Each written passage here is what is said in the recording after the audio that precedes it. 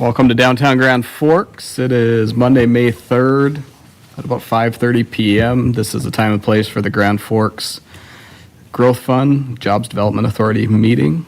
Item 1 is roll call. Weigel. Here. Osowski. Here. Berg. Here. Lenski. Here. Friedels. Here. President Sandy. Here. Veen. Here. And Mayor Buczynski. Here. All present. We have a quorum. All right. Item 2 is our action items. 2.1. 2.1 EDA RLF Annual Plan Certification. Mr. Conlon. Good evening, President Weigel, members of the authority. First item for you tonight is about the most administrative one that we have. It's a annual requirement of the Economic Development Administration that we recertify our EDA RLF plan. We just updated that plan in 2024, so just last year. This is just our annual recertification that we intend to continue following our plan. Thank you, Mr. Conlon. We'll open the public hearing for item 2.1. Is anybody here to speak on 2.1? Anybody here to speak on 2.1? Seeing no one, we'll close the public hearing. We have a motion by Sandy to approve, second by Mayor Buczynski. Comments? Seeing none, all those in favor signify by saying aye. Aye. Aye. Opposed, same sign. Motion carries unanimously. 2.2 FlexPace Loan Request from Steffes. Mr. Conlon. Yes, thank you again, President Weigel, members of the authority.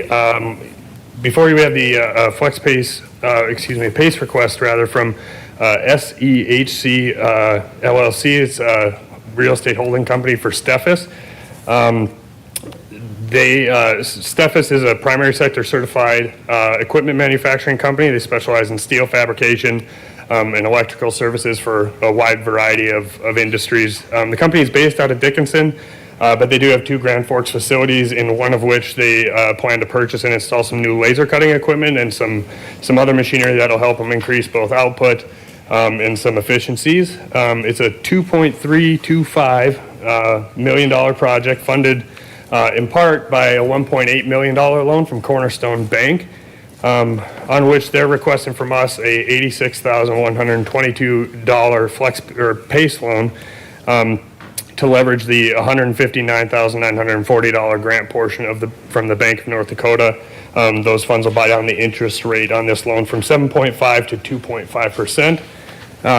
Payment and interest would then be deferred for 5 years and then repaid in 12 monthly installments thereafter, with us being secured by a subordinate blanket lien on business assets as well as a corporate guarantee from Steffes. EDC has done a lot of legwork on this on the front end of it, and it was approved by their board at their April 10th meeting. So with that, I'd be certainly happy to stand for any questions, as I'm sure would Paul Eidenschink from the company, and then Kevin Hatcher from the EDC. Thank you, Mr. Conlon. We'll open a public hearing on item 2.2. Is anybody here to speak on item 2.2? Seeing nobody, we'll close the public hearing on item 2.2. Comments? Mr. Sandy? Well, I'll move approval, but Mr. Conlon, can you remind me, why do we, after 5 years, why do we do 12 monthly payments? Why don't we just go 6 years and then ask them to pay the whole thing off? President Weigel, members of the authority, Mr. Sandy, so that's typically how our growth fund policies and procedures are laid out, is that I think the thought is that after that underlying commercial note is paid off, which is generally paid off in monthly installments, ours then picks up right after that to carry out that monthly installments. I will say we have seen in I guess recent memory of the past few years, a lot of companies have been opting to just pay it off as a balloon payment at the end of the 5 year after the deferral. So we have seen more of that. Some will still follow it through on the 12 months, but that's sort of just how policy has been laid out. Thank you. Motion by Sandy, second by Berg. Motion by Sandy, second by Berg. Further questions or comments? Seeing none, all those in favor signify by saying aye. Aye. Aye. Opposed, same sign. Motion carries unanimously. 2.3 Subordination Request Memorial Village 2. Mr. Conlon. Yes, thank you again. I'll attempt to introduce this one and then reserve the right to defer to Mr. Gosta to fill in any of the blanks on this that I leave out. But you'll recall back in 2023, this body approved a $2 million loan to the UND Alumni Association and Foundation to fill a funding gap. at the Memorial Village 2 project to help enable the completion of that project, as well as include the NCAA compliant softball field as part of it. Our loan on that project is directly with the Alumni Association and Foundation. They're the primary debtor on the loan. But the loan is secured beyond that by a second position lien on the building itself, as well as any of the rent, fixtures, personal property, that sort of thing as part of it. That position is subordinate to the Bremer Bank construction note of up to approximately $33 million, $33.1 million. The project is moving forward. It's on schedule, but they do have a few cost overruns or unexpected costs that they're looking to cover with an additional $750 loan from Bremer. Since the project's not yet complete, as we evaluate this request, a more final or more exact final valuation figure is not available. So we are following Bremer's lead here in using the estimated value of the project at the outset to sort of base our loan to value on, assuming that that value is correct and that the full construction loan is drawn down. The growth fund's loan to value on this plus that additional $750,000 is about 94.4%. We've talked this over with Mr. Gossett, of course, who's involved in structuring that deal at the outset. He agreed, and we certainly concur that given the way that this deal is structured with the loan being with the Alumni Foundation and Association, and then with the security on the property on the back end, we feel that we're adequately secured on this and would recommend approval of the subordination request, and certainly defer to Mr. Gossett for any added context.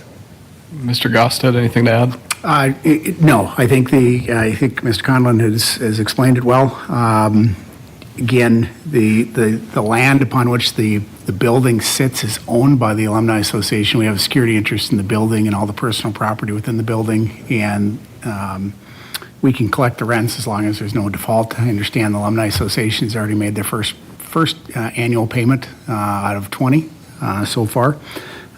So given the fact that I've got a debtor in the form of the Alumni Association, and I've got a security interest in the building owned by the developer, and given some of the valuations, it seemed logical to me that we're still in a same economic position. Plus, generally, when you're being asked to subordinate to additional funds, I'm not an appraiser, but that generally means the value would go up too with those additional inputs as well. So it seemed reasonable request overall. Thank you. Thank you, Mr. Gosted. We'll open the public hearing on item number 2.3. Is anybody here to speak on item 2.3? Seeing nobody, we'll close the public hearing. Comments, Ms. Osowski? Yeah, I have a comment. So the payment was made then on April 26th? Okay, because in the staff report, it said that they were in the process. So I just wanted to make sure of that. I guess I disagree with this. We've given them enough money. We've given them enough tax breaks. I'm happy to see that they at least made their payment, but also all the other tax breaks that we just handed out a couple weeks ago went to the same group of people. So I disagree that we should go in further with them. So thank you. Thank you. Further comments? President Sandy? The University of North Dakota is an incredible economic engine for the city of Grand Forks, likely the biggest economic engine for the city of Grand Forks. I do have confidence that they're going to pay their loan back and subordinating the loan. We're not giving them any more money. There's no exchange of funds in here. All it does is put us behind one other debtor. So I will make the motion to approve. Motion to approve by Sandy, second by Lunsky. Further comments? Seeing none, all those in favor signify by saying aye. Aye. Aye. Opposed, same sign. Aye. Motion carries 7-1 with Osowski dissenting. 2.4, authorization to pursue collections on Steers Restaurant LLC. Mr. Conlon. Thank you again, President Weigel, members of the authority. So the past policy of this body has been generally for loans that fall behind, particularly in our startup program, to try and work with our borrowers to the extent possible. As long as they maintain good communication with us and continue to try and work towards a solution or a restructure proposal, we've tried to do that. That policy has included steering our borrowers towards the small business development centers to develop sort of a thoroughly thoughtful restructure proposal. That was the process that we were following in this particular case with Steers Restaurant LLC or Chino Latino. We've tried to go back and forth. I think there's been some communication back and forth pretty extensively over the past number of months.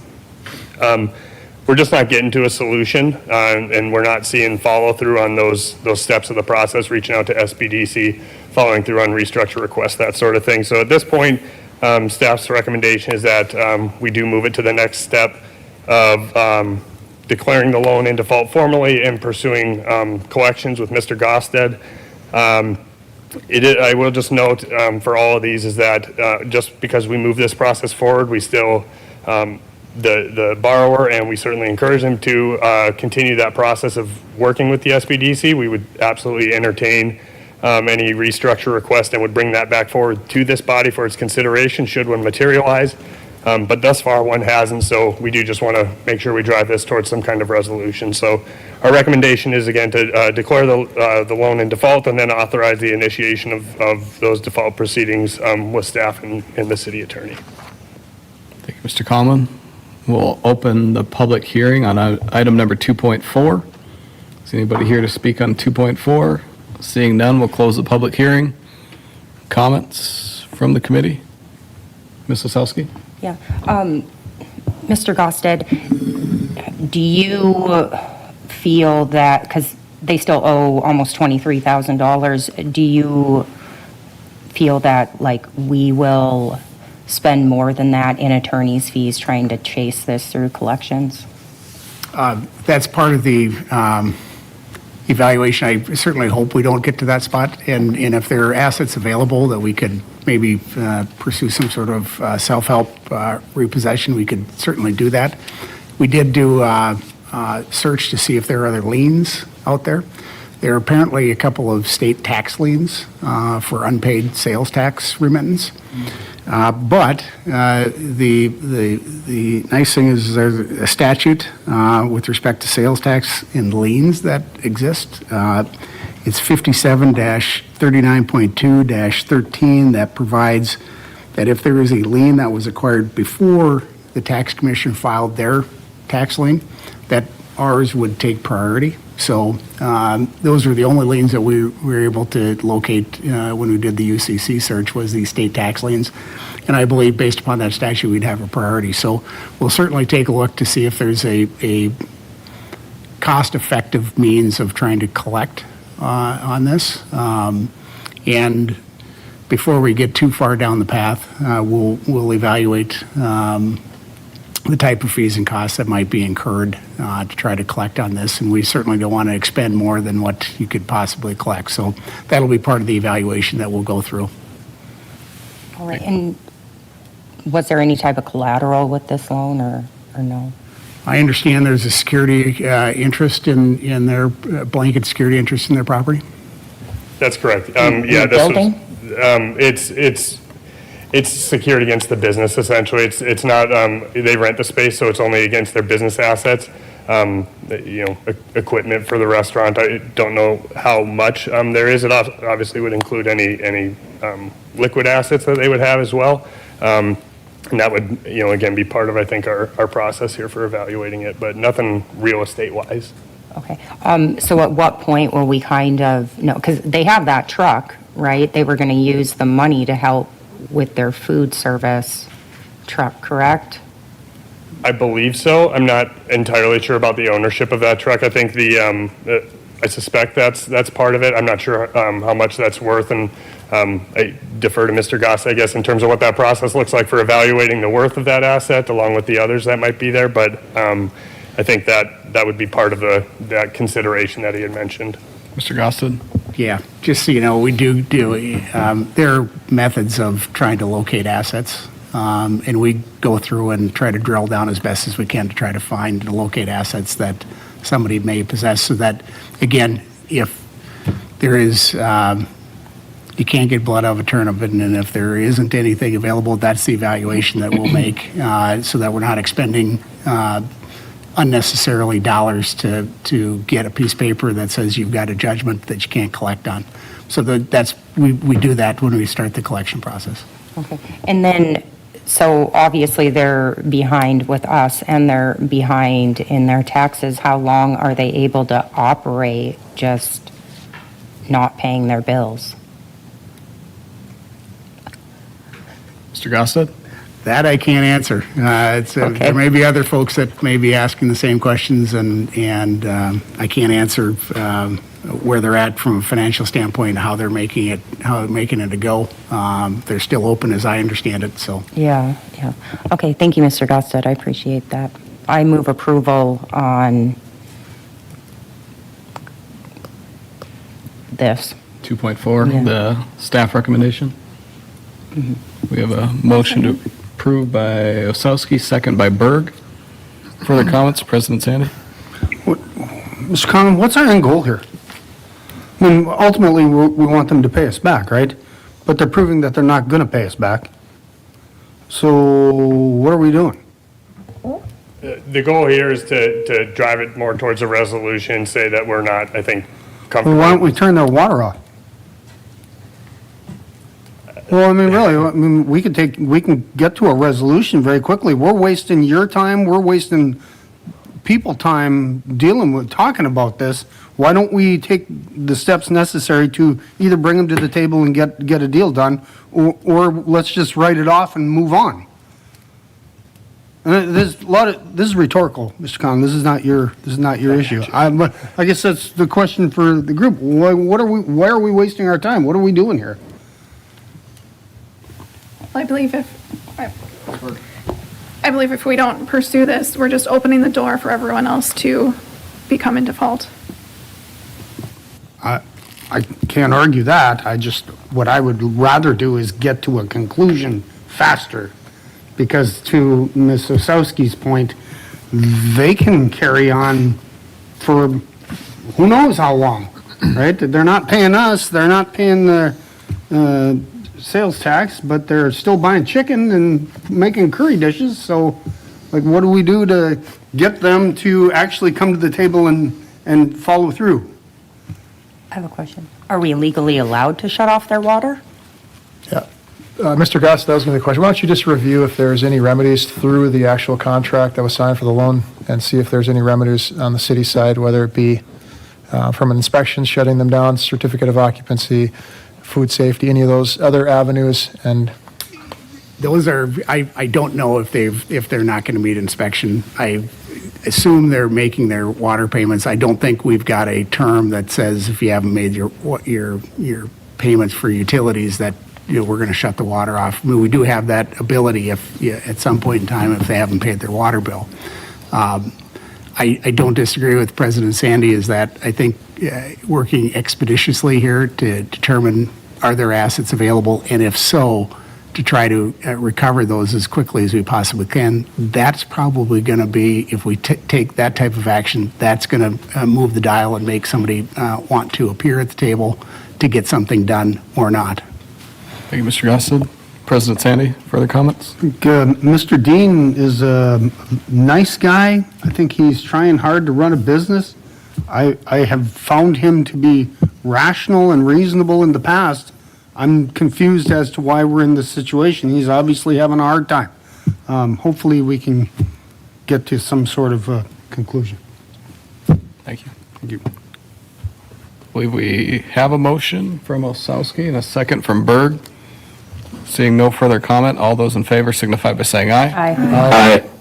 Opposed, same sign. Motion carries unanimously. Thank you. 2.5, earnest money consideration from Kringley Investments. Mr. Gossett. All right. This is a situation that occurred because of a termination of a purchase agreement. We had entered into a purchase agreement with Kringley. That was part of your packet. Part of that was, the agreement was they would deposit $10,000 of earnest money, and if the deal closed, then that $10,000 would be used and applied to the purchase price.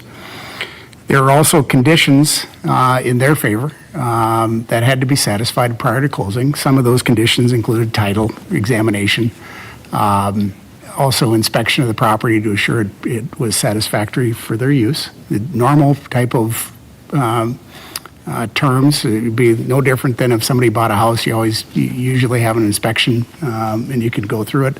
And if there is something that is noted, generally what happens is the parties start talking to one another and try to figure out how to resolve those type of situations if there's a problem with the property, for example.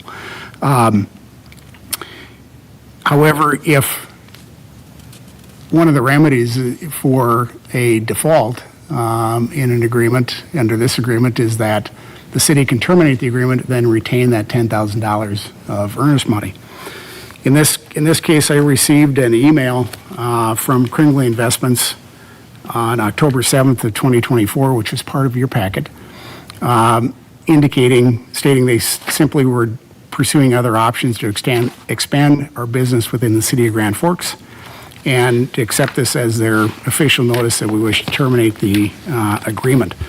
In reviewing the document and reviewing that email, there was nothing in the correspondence that indicated anything was wrong with the property or that any due diligence had been performed on the property.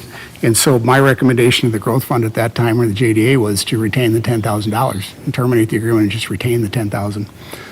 Subsequently, we received a letter from Kringley Investments attorney disputing our view of retaining that $10,000, making reference, or there was references made with respect to the access and being not satisfactory. But again, that was not what I understood the basis of the termination back in May when I received that notice. So at the end of the day, I've had some communications with their attorney since that time, and thought it would be worthwhile from a cost saving standpoint of just both sides just kind of splitting the amount. We would retain $5,000, provide them the $5,000. There'd be a release of all claims between all parties with respect to the termination of the purchase agreement. It's simply a kind of a cost savings measure is why I'm recommending splitting that amount.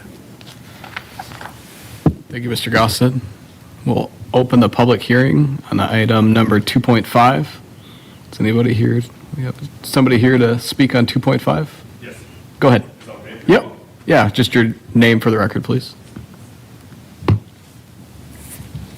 Good evening. My name is Kyle Gilbranson. I'm the territory manager here for Prairie Supply. Just wanted to shed some light on the correlation between the two.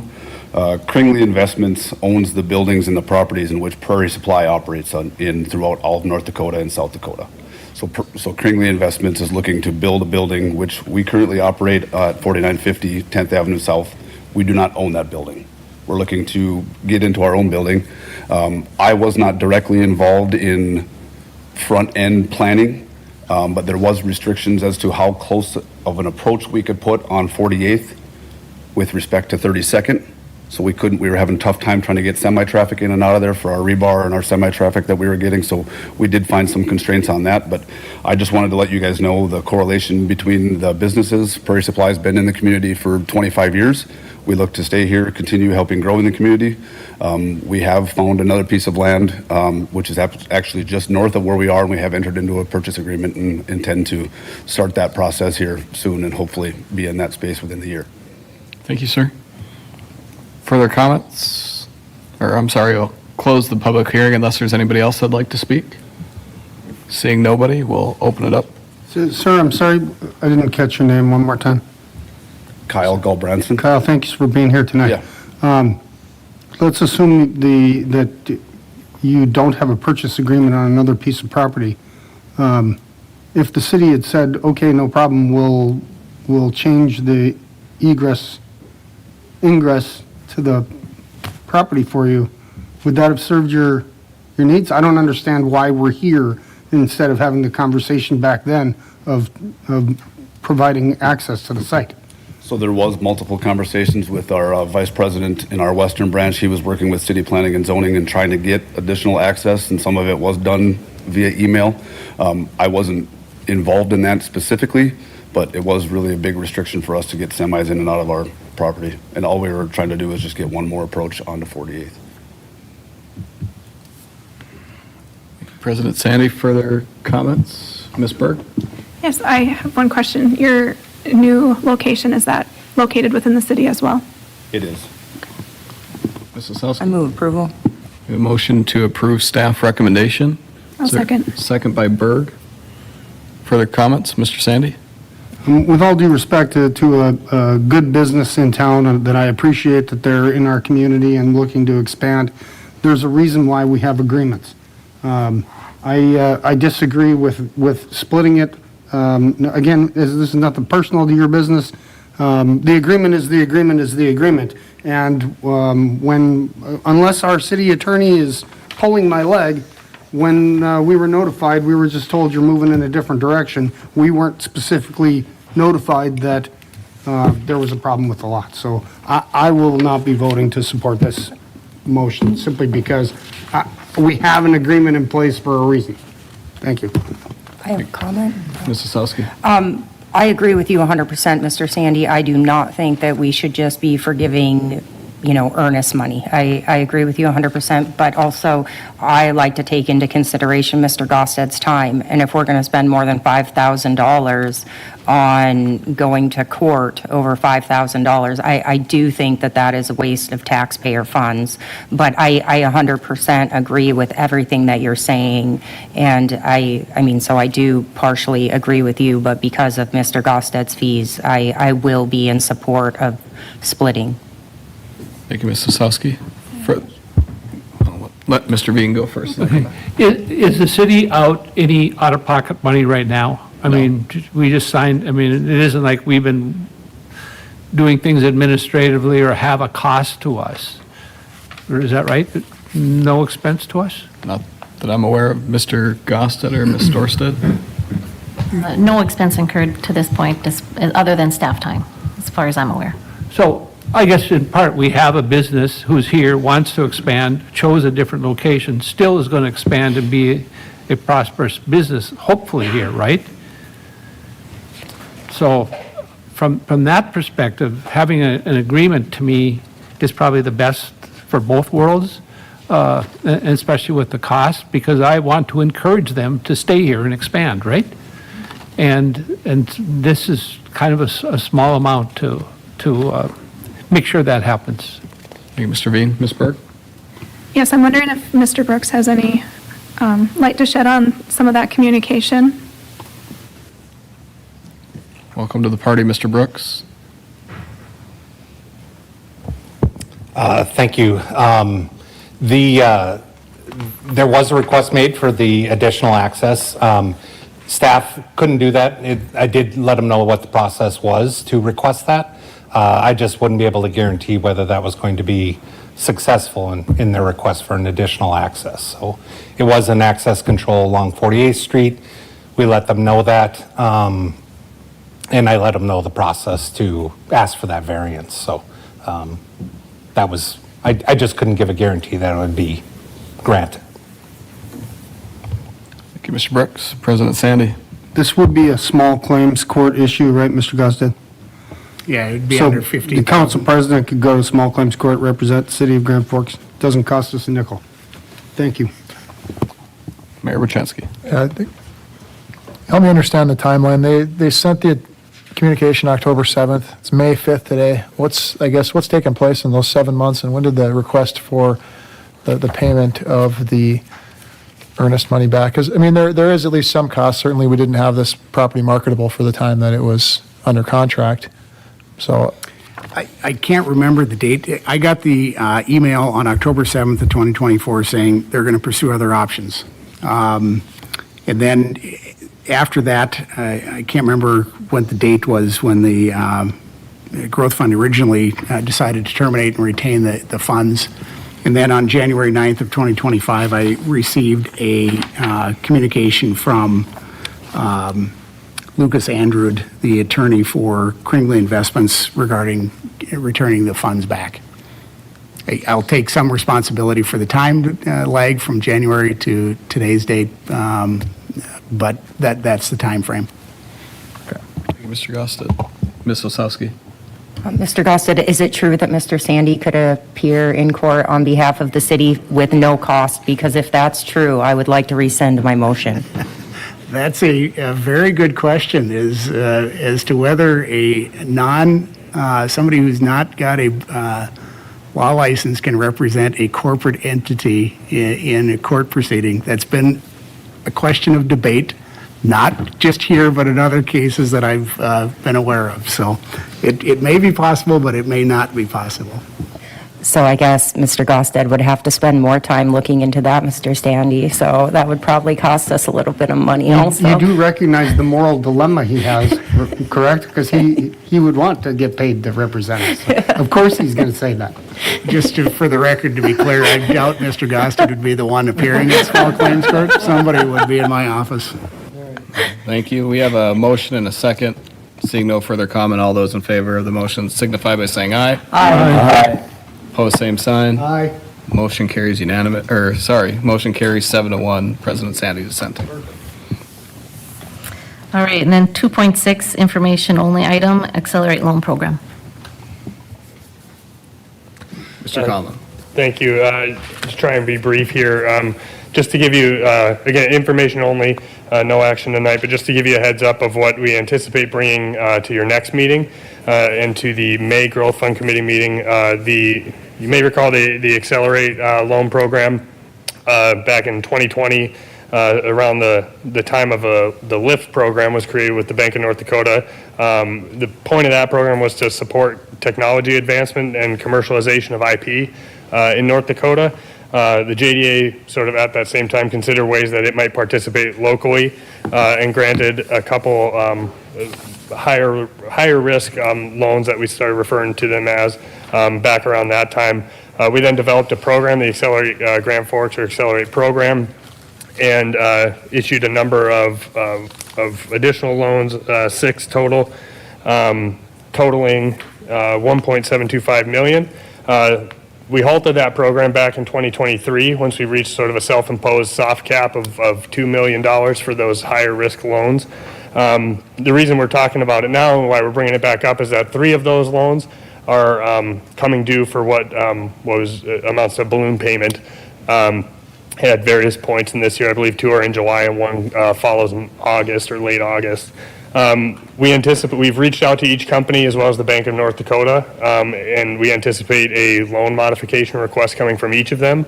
Varying structures, we anticipate there's still kind of specifics in the works, but we wanted to inform you at least of our contacts with them on that front, as well as our planned approach, which is going to be to, with B&D's agreements on this, is participate in some initial consultation meetings with both B&D and the borrower.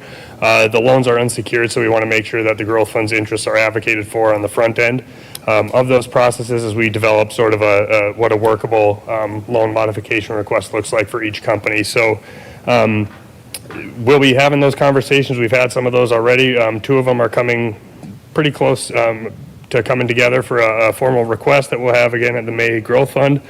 Still working with another one to kind of refine some things and meet with Bank of North Dakota on that one. But again, just for your awareness, that's sort of our approach. We'll be participating with Bank of North Dakota. Staff's not qualified to do any kind of formal underwriting on this, but again, just wanted to make you aware of that. Thank you, Mr. Conlon. Ms. Osowski, Yeah, I just have one comment. I appreciate everything that you just said and everything that you do, but could I please get an attachment? It's a lot of stuff that you run through, and I just like to be able to even just kind of go back and look at it or even kind of review it for the meeting. So if we could just start putting attachments, I would greatly appreciate that. Yep, you bet. Ms. Osowski, I don't believe we need a public hearing on this one because it's information only, so. I move adjournment. Further comments? Seeing none, we have a motion to adjourn by Osowski, second by Lunsky. All those in favor signify by saying aye. Aye. Opposed, same sign. We are adjourned. Thank you.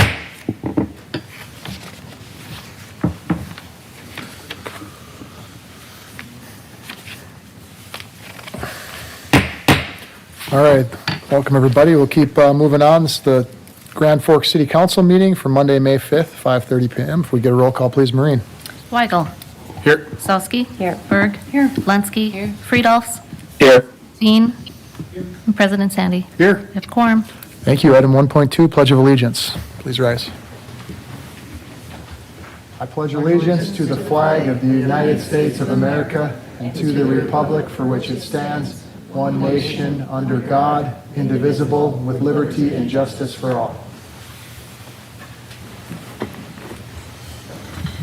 All right, item 1.3, Mayor's announcements. I did want to say quickly, we talked about doing the pledge at the start when we have multiple meetings, but there's actually, believe it or not, there's a state statute that said it has to be at the regularly scheduled city council meeting. So we can't do the Pledge of Allegiance till the city council meeting, but I'm glad that we do that, and it's a state statute because I think it's important.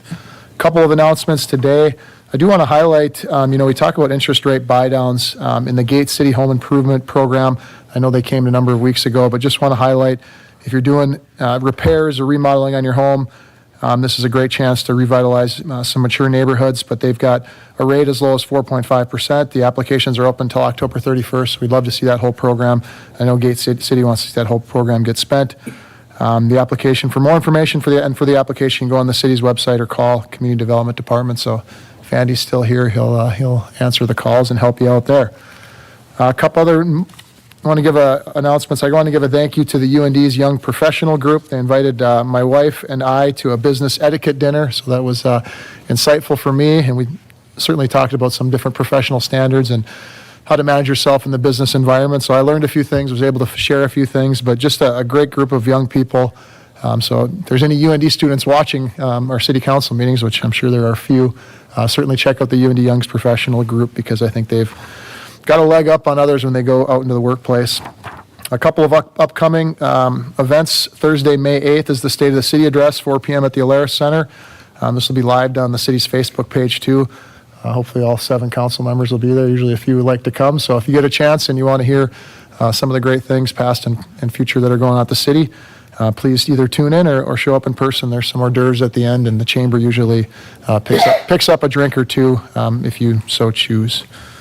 And lastly, spring cleanup, everybody's favorite time of the year. So May 12th to the 16th, crews will follow the maintenance schedule, street maintenance schedule. So make sure I always tell people on the radio to get their stuff away from anything that they don't want taken. So don't put it by your mailbox when that giant claw comes and picks up all of your stuff. Make sure you got room there for it to get picked up. Probably don't have your kids play in that area when it's getting picked up either. Put it out there by 7 a.m. And then I got one last note here. Certainly there are people that like to shop in those piles, so please be respectful if you're going around. I know one man's trash can be another's treasure, but be careful and make sure you don't hurt yourself as you're digging into those piles if you so choose. That's all for the mayor's announcements for this evening. Move on to 2, awards, presentations, appointments, and proclamations. 2.1, we have 2 proclamations. National Small Business Week, May 4th through the 10th, and Letter Carrier Stamp Out Hunger Food Drive, May 10th. Thank you. I'll hit parts of these, and these can be found on the website as well. Proclamation, National Small Business Week, May 4th through the 10th, 2025. Whereas small businesses are the engine of American economy and foundation of free and prosperous nation, built by men and women who work hard, take risks, and believe in the power of the American dream. Now, therefore, I, Brandon Boczynski, Mayor of Grand Forks, North Dakota, do hereby proclaim and designate May 4th to the 10th, 2025 as National Small Business Week and urge citizens to support the objectives of this week. And proclamation, letter carrier stamp out hunger food drive, May 10th. So whereas every year on the second Saturday in May, letter carriers across the country collect non-perishable food as part of the nation's largest one-day food drive, distributing the donations to local food banks. Whereas the letter carrier stamp out hunger food drive is just one example of how letter carriers work to make a difference in the lives of those they serve. Since the pilot drive was held in 1991, more than 6.7 billion pounds of food have been collected.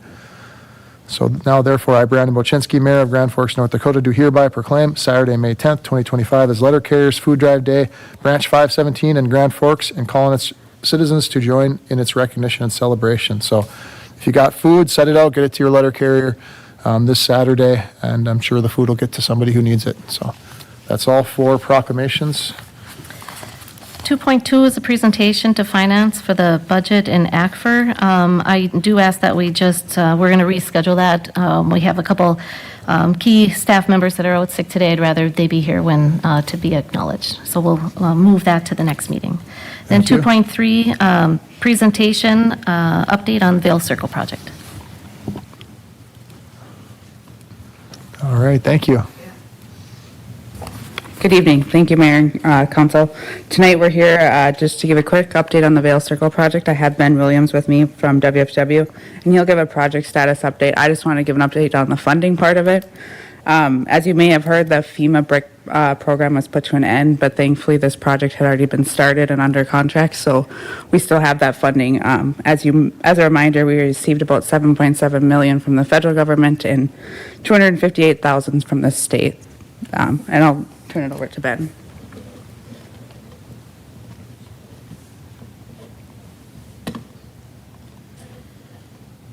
Pulling up your website here. Mayor Bochansky, City Council members, thank you for this opportunity to update you on this project. Back in October, ICS started digging in the ground and got all the underground installed for the pump station itself. If you drive by now, they'll have the slab in place and you'll see a new yellow crane sitting on site.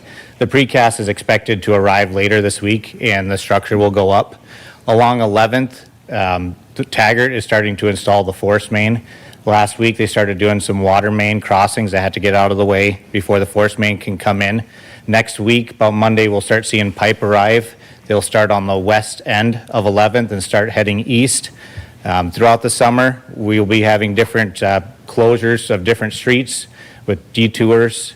The biggest impact to the city as a whole is when we'll cross Columbia. That's expected to happen in the beginning of September and last all the way through September. We'll close one direction at a time and detour it to the other side. So we'll be down to one lane for each direction, but Columbia won't be closed there. And we'll coordinate the traffic control with the bridge work.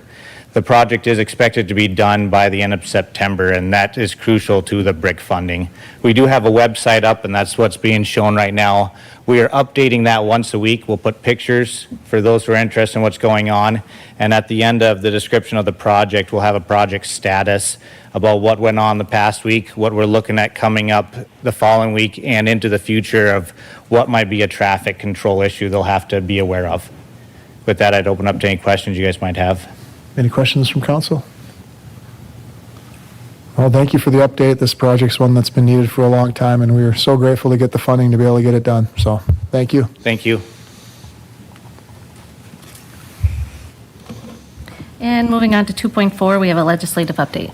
Mr. Bernstrom, you finally get some of your life back now that session's over. So. Oh, sure. Yeah, that's, I guess I can think of it that way. So yes, the legislature wrapped up on Saturday in the wee hours of the morning, about 4 in the morning. They passed a total of, I started counting and then I stopped. But I believe it's around 600 bills. They started with just short of 1,100 bills. I'm working with the League of Cities. Lots of things happened in the last week as far as details of how things have shaked out. So I have some high-level stuff. I will come before this board here end of June, early July with a more thorough written final report from the legislative session. Majority of the city priorities were infrastructure related. So I'm just going to touch on 3 bills here and then again that more detailed report later. The DOT budget, which was Senate Bill 2012, that passed with an expanded flexible transportation fund. They put $230 million into that fund this session. That's more than last session. DOT budget is also where they moved all the prairie dog buckets. So here's how prairie dog shook out. That was changing almost on an hourly basis last week. So the municipal buckets that the city pulls from when it comes from prairie dog were decreased as far as the amount of money in them. It's a total of $160 million. It used to be 230. But with them getting smaller, they moved them further down the line towards the front so they would get filled sooner. So that was the compromise. Less money in the bucket, you get it filled sooner. There is some concern after a report from Office of Management and Budget that they're concerned that the prairie dog won't completely fill next biennium. So that was the conversation when it came to the Prairie Dog. So Prairie Dog, 160 million total, but that goes to county, townships, and cities. About $80 million of that will be made available to municipalities in the state of North Dakota. Water resources budget, House Bill 1020. That ended with $205 million for Red River Valley water supply over the next biennium and $40 million for municipal water grants. It's kind of funny of how legislature goes. I think that's about where they started in January, and after cuts and increases, and you get to the end of the session, and you're about where you ended up. And then, of course, the big talker throughout the session is property tax. So here's how they passed 1176. That was the leadership bill. There was two other companion bills that they then defeated at the end of the session. So here's what came out of 1176. The primary residence credit is now up to $1,600. $500, and for those around here, the deadline was a month ago. We had to apply for that $500 again. That's going to increase to $1,600 in 2026. There is a 3% cap on political subdivisions on how much they can increase in their taxes collected year over year. If you want to go above that 3%, you can have an election on a general election, and you can go above that 3% for 4 years. So that's what came out of really high level, came out of the property tax bill. So $1,600 primary resident credit, 3% cap, and then if you want to go above that 3%, you go to a general election. So that is again, they went 74 days, so they have 6 days left. State laws, they go 80 days every 2 years. So they have 6 days left. They anticipate they may have to go into special session somewhere down the road, depending on what happens with some federal funds that they were counting on. So we'll see, but they have 6 days in their hip pocket. So with that, I'm open to any questions, and like I said, I'll give a more thorough written report at the end of June here. Any questions for Mr. Bernstrom? President Sandy, please. Mr. Bernstrom, how long does the governor have before he has to sign the bills before they automatically? There is a deadline. You're going to ask me that. Yep. It's sometime here in May. If they're not signed past that is it May 15? That's what I thought I read. Yes, I think it's so many days after the session, so that you don't know that number until the session's done. Sure. But yes, there is a deadline for the governor to sign these bills into law. You are correct in that. All right, if there's no other comments, I think I just want to highlight, I know we do this every year with the $500 credit, but we'll have to get a big marketing campaign.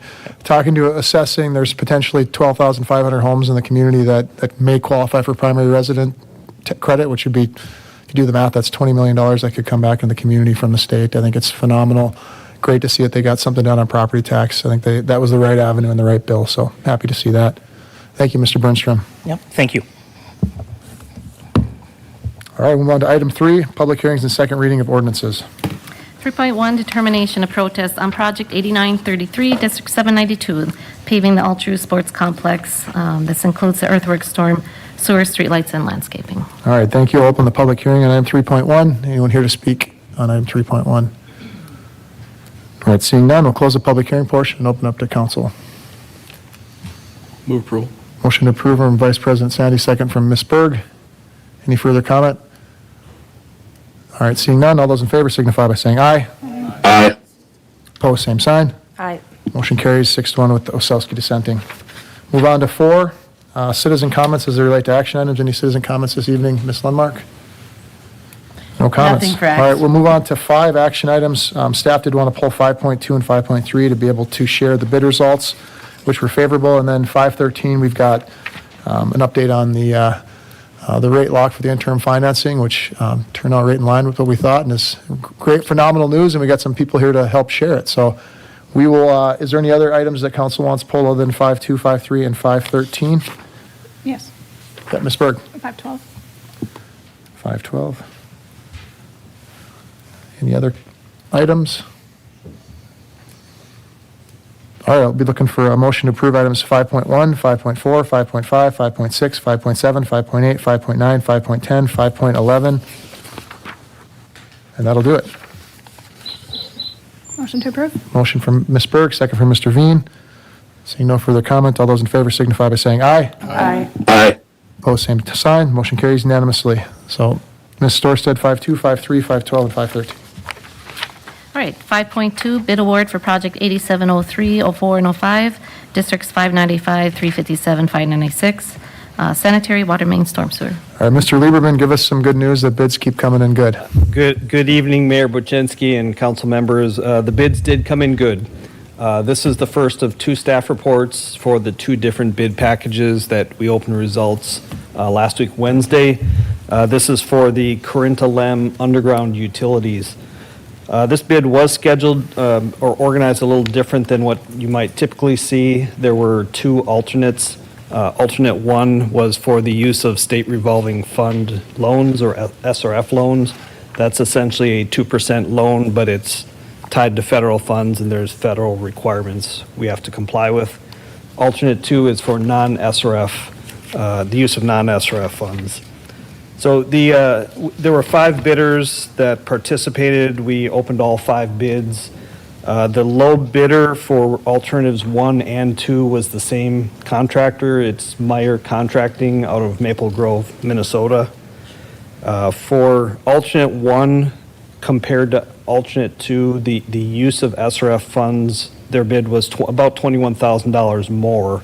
So financially, it's advantageous for us to access a 2% loan and just pay $21,000 additional funds for the slightly higher bid. Now, maybe the bigger question is, who is Meyer Contracting? We haven't worked with them before in Grand Forks, but CPS and I vetted them after opening the bids, and they are a large heavy civil company that does a lot of work in Minneapolis, some very large, high-profile projects. A lot of similar work to what we're specifying here and what we'll discuss in the next action item as well. So we are very confident that they can handle this work, and they're aware of unique things like soil conditions in Grand Forks. So with that, we are recommending award to Meyer Contracting. There are 2 contingencies on the recommendation. The first is that North Dakota Department of Environmental Quality has to approve the bids. So approval will be contingent upon their approving bids as well, because we're accessing SRF funds. And the other is contingent upon receiving the letter of credit from the developer. City code requires the developer for public improvements to participate financially. They could do that in a couple ways. In this case, providing a letter of credit to the city for 50% of their interest. So contingent upon both of those, we're requesting to award this to Meyer Contracting and also approve a budget amendment for the city cost shares. What was the amount, the estimate, and then what was the amount for alternative 2? Oh, I'm sorry, Mayor. It was actually, their bid was 12% under the engineer's estimate. So their bid was $4,086,500.81. So 12% under estimate. All right, thank you, Mr. Liebman. Ms. Osowski. Yeah, I guess I just have a quick question. Is it normal that the city picks up the cost for anything above an 8-inch main? Yeah. Is that normal? Ms. for us? Osowski, yes, that's part of the city's written cost share policy. Okay, thank you. Mr. Veen. Yeah, even with the federal regulations, alternate 1 is what you're recommending over alternate 2, is that right? That's correct. And they are quite a bit under the next low, like $1 million plus, and still confident that they can do it within their bid, or that they will go along with their original bid numbers. Yes, Mr. Veen, Meyer Contracting's annual revenue is about $100 million, so they're used to large civil projects, managing many projects. They're a regional contractor, and they do much work in this exact type of work. So we're as comfortable as we can that they are capable of performing this work. As far as what their actual bid is compared to what their cost is, I can't speak to their motivations for their low bid. All right, any further comments? Any motions on the item? Motion approved from President Sandy, second from Vice President Weigel. Any further comments? Seeing none, all those in favor signify by saying aye. Aye. Aye. Opposed, same sign. Motion carries unanimously. You got the next one too, Mr. Lieberman? Yes, All Mayor right, Ms. Storstad, Buczynski. why don't you read it in 5.3 then is the bid award for Project 8706, District 597, Storm Pond Pump Station Force Main for the Corinth-Lem 6-3 subdivision. Got a motion to approve. Do we have a second? Second. Got a second motion from President Sandy, second from Ms. Osowski. Why don't you at least give us the estimate and the cost on it? Thank you, Mayor Bochinski. The staff's recommendation is to award 2 contracts, one to Meyer Contracting in the amount of $3,935,542.54, and a second contract to JDP Electric for $358,057. The overall estimate, or the overall bid, is 24% beneath the engineer's estimate, so an exceptional bid. Thank you, Mr. Lee. We got a motion, a second. Any further discussion? Quick question. Mr. Veen. This is one of those we had to divide up into the 3 separate contracts, is that right? Correct, Mr. Veen. We had Schedule A for bid as a single prime contractor and Schedule B bid either for electrical work or general work. Or general? No mechanical? Correct. There's no mechanical involved in this project. Any further comments? All right, seeing none, all those in favor signify by saying aye. Aye. Opposed, same sign. Motion carries unanimously. Thank you, Mr. Lieberman.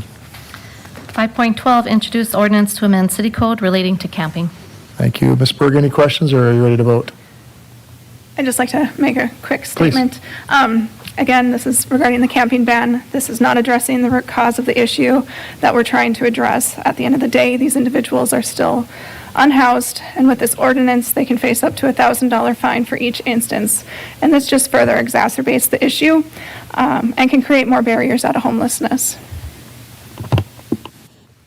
Thank you, Ms. Berg. Ms. Osowski, any comments? Yeah, just to follow up Ms. Berg's comment, if you do not want to be homeless in the city of Grand Forks, there are a bunch of different nonprofits that can help you with that. I mean, we talked about this last week. I disagree that this is a stab at homelessness at all. It's just trying to make sure that no one is setting up a tent on the sidewalks or even outside of our city hall or places where camping is not permitted. And I mean, I'm hoping that if our police department does have to tear down an encampment, that they are actually, seeing if these people are homeless. We have multiple people, even in our community, that linger in our downtown area that are not homeless. And so this is not a stab at homelessness. This is a regular city ordinance where there are some places where camping is permitted and there are other places where it is not, and I move approval. Got a motion to approve from Ms. Osowski, second from Ms. Lunsky. Any further comments on the item? Mr. Veen, please. Yeah, I understand a little bit where the discussion is going here. Homelessness, though, is a very complex issue. This is just one piece of it. And I don't know if we have a comprehensive program to address homelessness that would play a part in this decision that we're making today or not. I don't know. Because I don't want to exasperate it, but I'd also understand I don't want to make it worse. That's the bottom line, so. Thank you, Mr. Veen. Ms. Lunsky, please. I also hope that this ordinance gives the police some flexibility on people sleeping downtown, passing out downtown, sleeping in the flower beds that we've put in downtown. So I don't think it's about homelessness either. Thank you, Ms. Lunsky. Any further comments? All right, seeing none, all those in favor signify by saying aye. Aye. Opposed, same sign. Aye. Motion carries 6-1 with Berg dissenting. And then 5.13 is the Ultra Sports Complex project approvals. I think I'll just go to the podium and. Yeah, Ms. Storstad, and if you just want to start with the interim financing, if people have any further questions, anything else, then we can go back, but I think that's the only new thing for today. Well, thank you. I'm going to keep it pretty brief. No formal presentation tonight. You should have received all the information last Monday for consideration, but maybe just to recap, many bidders showed up, both on the project side. I believe the number was 89 bidders, very competitively bid. Numbers came in very well. We also had competitive bidding on the interim financing piece with four very, very good bids. I will just point out, for here for questions, if there is any follow-up needed. We have both Adam from JLG, Oliver from McGough, and then I'd like to introduce Derek Duclas from Wells Fargo. Made the trip out today. Very interested just to learn more about Grand Forks, so appreciate him coming and working with him through the financing piece. And then also Steve Scharf from Baker Tilly is up as well. So while they're here, I just want to make sure they understand I very much appreciate all their time through this effort for a successful bidding environment. With that, what we did promise to come back with today was that rate lock agreement. Bids, we did hear today from Derek that they will want to lock in with us as what was stated last week at that 3.54%. So with that, all the motions were detailed out in the staff report that were made last Monday. This just is the rate that goes along with that resolution that includes that rate lock. With that, I would open up to you. Sounds good. Mr. Duplass, would you mind just coming up to the mic, and you got to check out town a little bit? Just give us kind of a quick summary of what you thought and what you think of this project. Obviously, you're thing. putting your money where your mouth is, so. Hey, am I speaking okay? Yep, perfect. Okay. Council members, Mr. President, Mayor, appreciate the opportunity to come up to speak with you guys. Came up to Grand Forks, had great lunch with Maureen and Mike, and then came out and we took a tour of the city. So overall, really great, beautiful city. All the new developments that you guys have going on are absolutely incredible, and yeah, I was really, really appreciative of the tour she gave me, and all was well. Well, won't spoil it then. Perfect. Thanks for the comments. Thank you. All right, any questions for Ms. Storstad on the interim financing part, and then we'll go to the broader. I think that was all good, great news. So as we go through this, I know we had originally voted to separate them. So if we want to have a motion, let's move A, B, C, D, and E together, and then we can do F separately. If someone wants to make a motion on that or have further comments, certainly welcome to. Yeah. Ms. Osowski, please. I was the one who broke them up last time, and we can keep them all together if you'd like. Oh, perfect. Thank you. One question that I do have is, has the park board agreed to this agreement yet, or are we still kind of going back and forth, or? There are a few terms that still need to be drilled down. One is the IT and the reimbursement for some of those numbers. I would intend to come back to the city council because those are funds that the city council would have to approve. I think there's a few other insurance matters that need to be worked through, probably work through the insurance reserve fund for both parties. But the most significant is that reimbursement for the IT portion of it. I don't know if the park board, and you see some of the representatives are here, I don't know if the park board has had a meeting and approved the agreement as presented yet, or if they're intending, I don't know what their meeting date is, so. All right, well, Mr. Hellier, could you give us a little bit of light on that when the park board would ultimately be voting on this? Came all the way down here, so. Thank you, Mayor. So our park board meeting is tomorrow night, Tuesday night. Our intention is to bring it to the board for approval, so waiting for them to go through that process. We do have those couple open items. We're planning on bringing it forward with the same two open items and seeing where that lands, I guess, with those two items. But as Mr. Goss had said, I think they're minor points and expect our board to move forward with those items as well. So. All right, thank you, Mr. Hellier. Thanks for being here tonight. Any other comments? So are you moving approval on A through F? Everything. All right, everything. Got a motion from Mr. Weigel. Do we have a second? Second from Ms. Lunsky. Another comment, Ms. Osowski, please. I guess, you all know what I'm going to say. I'm disappointed it's over budget. I'm disappointed we're borrowing from other funds to build this. I disagree with all the funds and the work that we're doing for the museum, and Ms. Lunsky pointed out something really good last week, is that there's over $1 million in fixtures that wasn't even accounted for. So I think you all know how I'll vote, but thank you.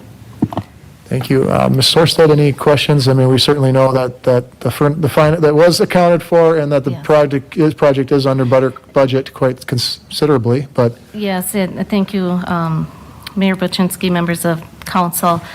So we did come within budget. We tried to keep everything consistent with how we've been showing in the past, whether it's the site infrastructure, the FF&E. So we're consistent across the board with how the budget had been presented. We're within the 110 million. We do have to keep some of those costs separate from this sales tax when it involves not the Ultra Sports Complex. So that's part of why with the site infrastructure that is kept separate. thank you, Ms. Sorsted. Any further comments? Mr. Grosstedt, do you have a comment? I do. I just want to make sure that we all understand that one part of the contingency is still in agreement with UND, the city, and the Park District with respect to the funding, UND's funding of the construction, ongoing future maintenance of that deep dive well facility and the Park District's operation of that. So that's a contingency for inclusion of the deep well within the plans. Okay, thank you, Mr. Grosstedt. Do you understand that, Mr. Weigel and Ms. Lunsky? As part of the motion? Okay, thank you. All right, seeing no further comments, all those in favor signify by saying aye. Aye. Aye. Opposed, same sign. Aye. Motion carries 6-1 with Osowski dissenting. All right, that's all we've got for action items. Move on to 6, information items. There are none. Item 7, approval of minutes and bills. 7.1 is the vendors list and engineer's estimate. Do you have a motion to approve the vendors list? So moved. Moved by Ms. Berg, second by President Sandy. Seeing no further discussion, all those in favor signify by saying aye. Aye. Aye. Opposed, same sign. Motion carries unanimously. And 7.2 minutes from April 21st. Got a motion as is from President Sandy. Second. Second from Ms. Berg. Any further comment? Seeing none, all those in favor signify by saying aye. Aye. Aye. Opposed, same sign. Motion is approved unanimously. Move on to 8, citizen comments. Any general natured citizen comments this evening? I have one, Danny Denault. Mr. Denault.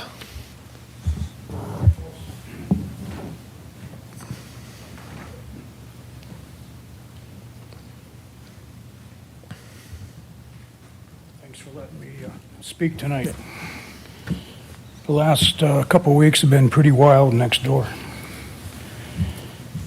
And to get right to the point, this is also because of the realtor. This guy had to be turned in.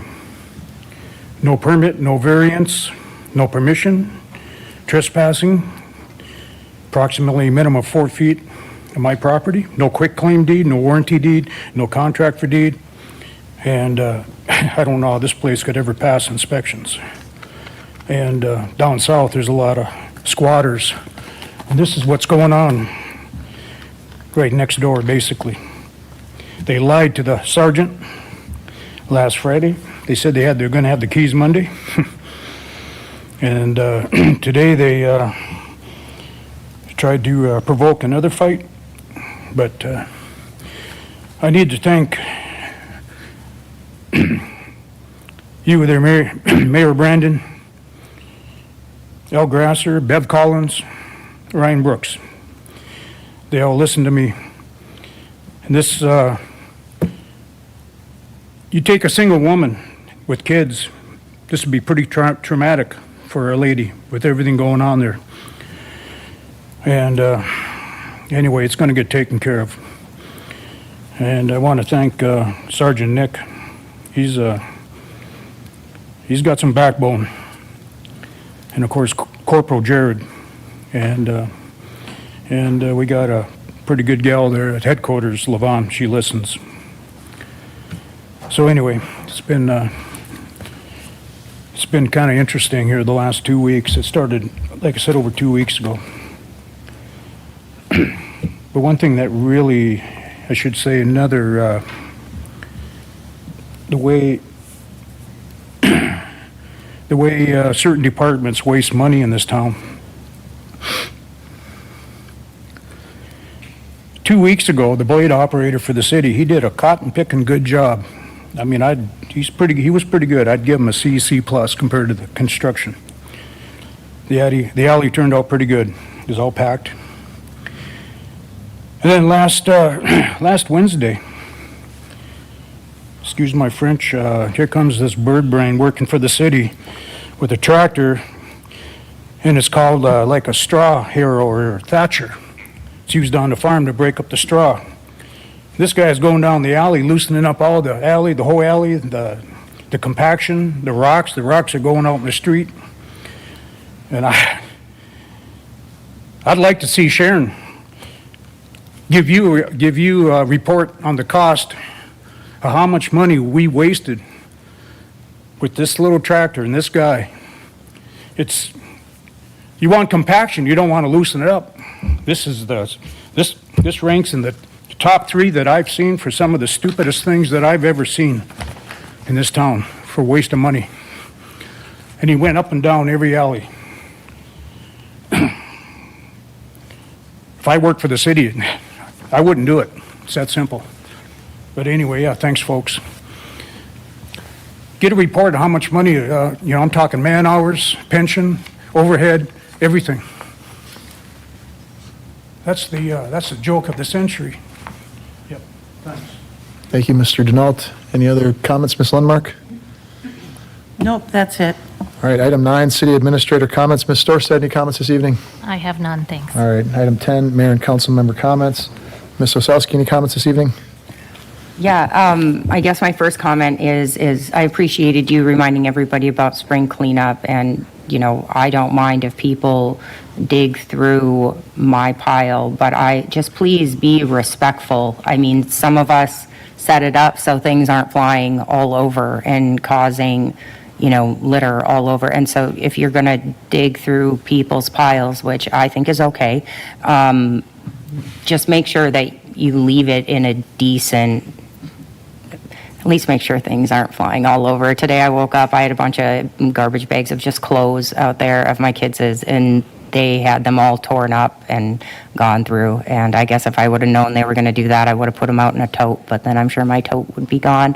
But also I hope everybody is enjoying the nice weather. Summers in Grand Forks, North Dakota are beautiful. So thank you. Thank you. Ms. Berg, any comments this evening? Yes, thank you. I would like to give a shout out and thank you to Chief Friedman and the Law Enforcement Department for their proactive approach in recent weeks since it's been getting warm and just looking to keep our community safe. Thank you. Ms. Lunsky, any comments this evening? I just wanted to give a shout out to the DDA. They had downtown cleanup last Saturday, and downtown's looking nice and sparkly clean. And I also want to remind people about the GF 311 app. So if you see something, it can be garbage, dead animals, anything, report it. And if you see anything illegal, please call the police and report that. Thank you. Thank you. Mr. Friedolfs, any comments this evening? Nothing, sir. Mr. Veen?